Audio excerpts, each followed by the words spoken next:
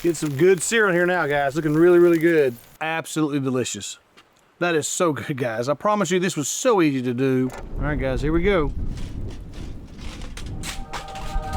Oh, yeah. How good does that look, guys? Oh, my goodness. So, we're smoking the classic, iconic holiday meat, the prime rib. And if you can light a match, you can make this too. It's so simple and so easy, yet so delicious. Let me show you my favorite way to do it.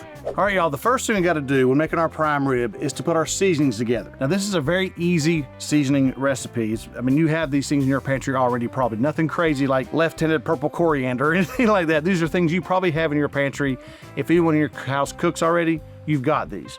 First thing is just kosher salt. Now, it calls for 2 to 3 tablespoons.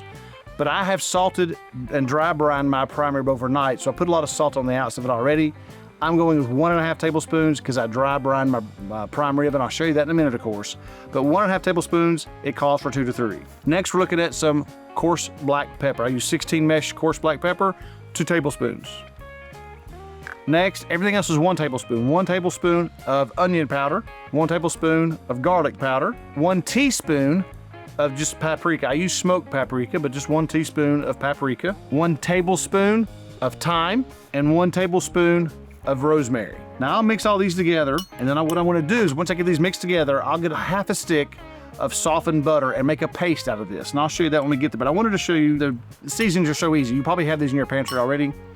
Makes it very easy to work. So you're just gonna go ahead and mix that up, and then we'll get a half a stick of softened butter and make a paste out of it. All right, y'all, so here we are. We're gonna make our seasoning paste. Now we're taking this half stick of butter, like I said, softened up here pretty good. And this is salted butter, which is another reason why I cut back on the amount of salt I put into this seasoning mix. So we'll take that butter there, and we'll pour our seasoning mix that we mixed up about 1 minute ago right on top of this butter. And we'll kind of mix this together with this fork, just kind of mash it together as best we can. And we'll make a paste out of this. Once we get our paste made, we'll then put it onto the prime rib. We'll bring you back when we're putting it on. All right, guys, so we got our paste made right here. Looks really, really good. Paste we want to put onto our prime rib. Speaking of our prime rib, let me tell you a little bit about it. I got it from a company called ChopBox, and ChopBox is an online ordering place. They have a great selection of different things. I went on there and found their prime rib. This is a choice grade prime rib, 6 pounds, 3 bone, 6 pound prime rib, which is plenty big enough for what I'm doing right now for the video. But they have a wide selection of different things. Now, in talking to them, they did allow me to offer you guys a 10% discount on your first order when you go to check out. So go to chopbox.com and check out what they have. They're fantastic options and get 10% off. So go ahead and order now for your Christmas time if you want to have one at Christmas. It comes frozen, looks great. I tell you it's choice grade, but I'll tell you, let me show you some of the marbling in this prime rib is just fantastic for choice grade. I've been really pleased. I did salt this overnight and dry brine it. And so I'll put pictures up now showing you a before I salt brined it and an after I brined it. I don't know if you can tell much difference or not, but usually it's darker red. It's a little bit better looking after you've brined it overnight. So real pleased with the way this looked, the way it turned out. They had it tied on. The bones are cut off and tied back on. Exactly what I want to do, so we're doing a standing rib roast. I'll get the paste on now, and we'll see if we get spread all over the entire roast here. You want to make sure you get it everywhere you can. Try to save everything. I may take this rack out of here and save some of that after I put all this on. See how much I have left. I want to make sure I use every bit of this I can. We'll get it spread all over this thing. I don't want it really thick. I mean, I want it to be on there, but if you get it real thick and pasty, it'll slough off real bad on you. So try to get it spread out everywhere I can. This whole side over here to do still. We got plenty of paste though, nothing to worry about. All right, so we're gonna get the paste everywhere we can. I've lost some down in here. Of course, I'll get all that out, but I'll make you wait through that. But we'll get it all on here, spread out like we've got it, put it back in the fridge for a few minutes while our grill comes up to temperature. We're gonna smoke on the Weber Kettle anywhere between 225 and 250, somewhere in that range. We're not using the Spider Girls venom. We're just doing it all natural, if you will. And we're gonna smoke it at 225 to 250. So if you've got a Weber Kettle at home, all you need is a way to put some charcoal to the side, smoke this indirectly at 225, and you are good to go. It's that simple. I'll bring you back once we get it onto the grill. Now I'm gonna use some post oak chunks in our charcoal as well. So we're gonna post oak. I usually use oak on beef, so that's what we're gonna do today. But we'll get this back in the fridge, get our charcoal lit up, bring you back, we put it on. All right, folks, I'm gonna go ahead and take this charcoal. I got quite a bit there. I don't need quite that much probably, but I'll put it in this corner over here. Now, I'm going to then put that pan in. Now what I'm gonna do, I'm gonna go ahead and pour some beef broth in here for my au jus. This is just plain old regular SWANSON'S beef broth. I'm gonna make some au jus with this as the prime rib drips into this. It'll drip in there. Also, that butter and all those seasonings will drip into here as well. So that beef broth will start a very good au jus. Now I'll get this up to temperature, bring our prime rib out, and put it on. All right guys, while that temperature comes up to 225, 250 range, I wanna take a second and share with you a thermometer. Now this is not affiliated, I'm not paid extra for this by any means. They don't even know I'm doing this, but I did a video on this thermometer 4 or 5 months ago called the GoveeLife, and it is a fantastic thermometer. I'll put a link to that video up here in the corner of your screen or down in the description for you guys watching on TV. But this thing does a great job, y'all. It's like every other thermometer as far as the ambient temperature goes. It takes a while for it to get accurate, but the internal meat thermometer is accurate right immediately. What's really cool, what I found, the reason what spurred me to tell y'all about this is I did a brisket a couple weeks ago, and it's a 12-hour cook with a 12-hour rest in a warming cabinet. I left the thermometer in the entire time, 24 hours. When 24 hours was up, this thing still had 75% battery life left. 75% battery life. I was floored. I mean, I knew it was great, but I didn't know it would work that well. But I'll leave a link in the description for you. It's getting close to Christmas. They are on sale right now. I did look it up. 99 bucks for this thing. Again, I'm not making anything extra, guys. I do make a commission when you buy it, but I've always made that. This isn't anything. I just wanted to let you know about this. Christmas coming up. You may tell your family members you want one of these. I'm going to use one of these today, and I'll show you how the screen looks when we get to that point. But yeah, this thing's fantastic, guys. I want to let y'all know. All right, folks, time to put our prime rib on. We are right at 225 degrees on the button. I'll take this off. Of course, it'll drop, but I'll put the prime rib on now. Take the lid off and get it out of your way so you can see better. We have our post oak wood in there. We got our beef broth in. We've got a thermometer in, the GoveeLife thermometer. We'll put that in there as well. We're gonna go to an internal temperature of about 130. I like to go to 120, but the family likes to go to 130, and then we'll take it off, let it rest. Now, we'll be searing it as well. I may actually go to 125 or so because we are gonna bring it off, let it rest for about 15, 20 minutes, and then we're gonna bring it back out and sear it over the hot coals. I'll leave the lid off if the coals get really hot and sear it off of that one side where the coals are. I'll bring you back probably when it's done. There's nothing really to watch. We let this thing go it'll take about 3 hours, I'm guessing. If anything interesting happens between now and then, I'll bring you back. But until then, I'll see you when we're done. All right, folks, I wanted to show you the GoveeLife carrying case and how it displays the temperature on the outside up top there. Zooming in here closely. There it is right now, the 84 degrees internal meat temperature. Now that's on probe 1, which is missing because it's in the prime rib. There's probe 2, 3, and 4, and those numbers are of course empty because they're not in a piece of meat right now.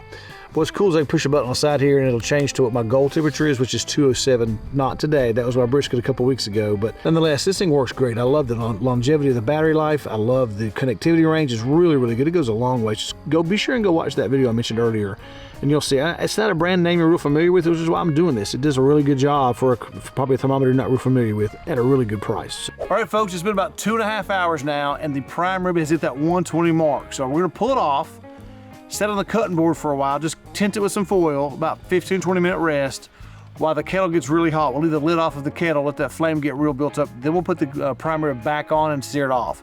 So let me show the prime rib too. We'll get off, put it right here. There she sits. We'll take that, take some foil and tint it right here real quick.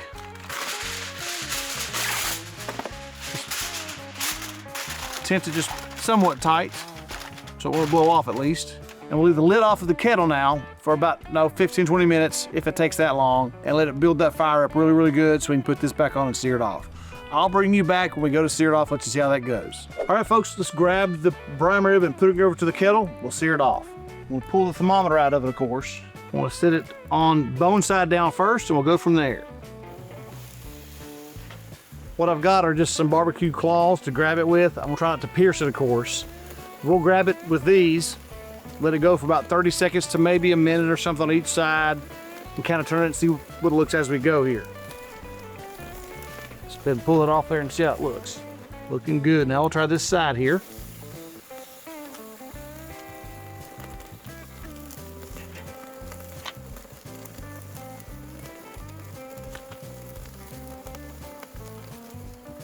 Now we'll try the other side.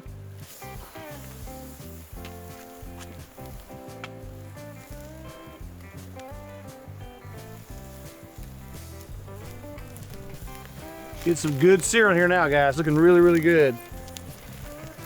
As far as sear goes, now we're gonna move it off for a second.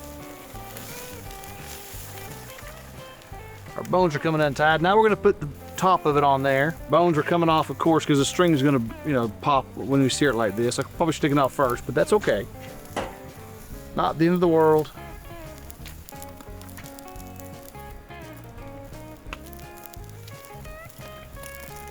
All right, I think we're gonna let that be done. Pick this up. Back to our cutting board. Now we'll let that rest for the next little bit. Let me get the lid, put the lid on this thing. Put that fire out a little bit. We're gonna let it rest another 10 or 15 minutes, maybe probably 5 minutes. It's already rested 15 or 20. Now I did raise about almost 10 degrees resting before I seared it off here. It went to about 132 degrees. So we'll go ahead and let it rest for a few minutes, or a couple minutes really. Then we'll pull the strings off, cut the bones off, and then we'll slice it up. All right guys, so our prime rib is fully seared. The strings have actually popped a little bit, so we can take the bones off. We'll do that right now. Kind of pull our string out here a little bit, remove it best we can without messing the whole thing up. And like always, I kind of leave a little bit to be cut off still. Look at that, guys. How good does that look? Don't tell anybody we're going to eat them.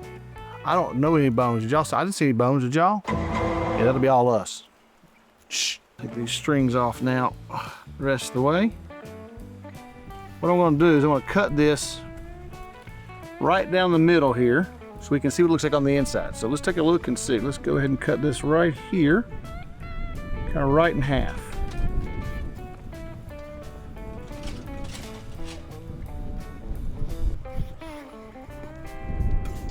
All right guys, here we go.